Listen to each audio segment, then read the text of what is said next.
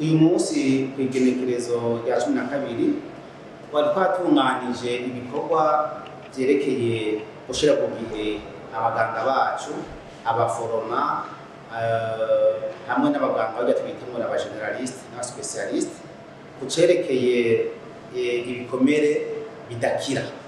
Ibikomere bidakira rero kenshi na kenshi n'ivyo ku maguru usanga vyatewe n'ingwara iyi canke iriya, twovuga nka diabete, twovuga ibyo twita ama LCPL. Rero mwizo ngwara benshi bavuga indwara zidakira ariko zirakira, kuko hariho na bamwe mu baganga baca bihutira kuja guca ukuguru kubera babonye yuko hariya hepfo umurwayi nk'amano yamaze kubora, ibyo twita gangrene sèche canke limite mu gifaransa. Ariko uno munsi twabonye yuko icambere cihutirwa atari kwiyumvira kugira amputation, atari kwiyumvira gukura kuja kuguru. Icambere twihutira mu gukora ibipimo bikenewe vya IRM canke vya scanner, ibyo twita ama angioscanner canke ibyo twita IRM y'ico gihimba uba wiketse yuko amaraso adashikamo. Rero ku bagwayi bamwe bamwe nk'uko mwabibonye bagiye kubaraba mu bitaro, hariho abagwayi bazibuwe imitsi, abandi bagatora umutsi hari ukomeye bakawushira ku wundi mutsi wamaze kumererwa nabi amukabandanya gukora.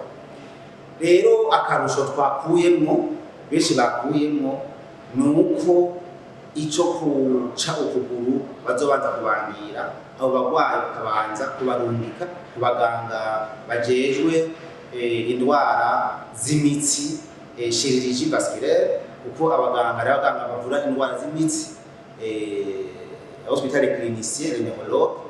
Hariho abaganga bavura indwara z'imitsi bakongera akazibaga, le chirurgie vasculaire canke chirurgie cardiovasculaire.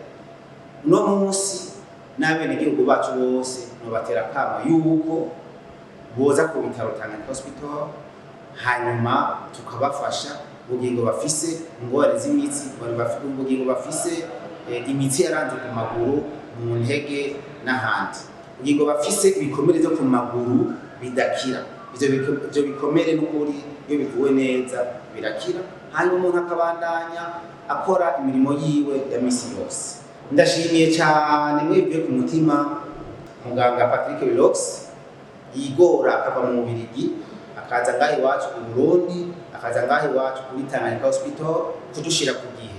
Aha rero sinoreka no gukengurukira cyane abaganga basangwa bari ngaha, Dr. Nijibel Maserwan asangwa agira chirurgie cardiovasculaire ngaho iwacu mu Burundi, akaba yarigoye akaza gukurana na twebwe kugira ngo abenegihugu bacu n'abandanye baja hanze. Tukaba dushimira cyane muganga Pierre Claver asangwa akorera mu bitaro bitandukanye byo ngaha mu gihugu cyacu cy'u Burundi, harimo na Tanganyika Hospital. Rero abo bantu bose turabashimiye ku ntererano bariko baragira ku benegihugu, ku ntererano bariko baragira ku bantu bose, ku ntererano bariko baragira mu gisata c'amagara y'abantu, ku ntererano bariko baragira nukuri ku vyerekeye iterambere ry'amagara y'abenegihugu bacu. Murakoze. Urateramisha nukuri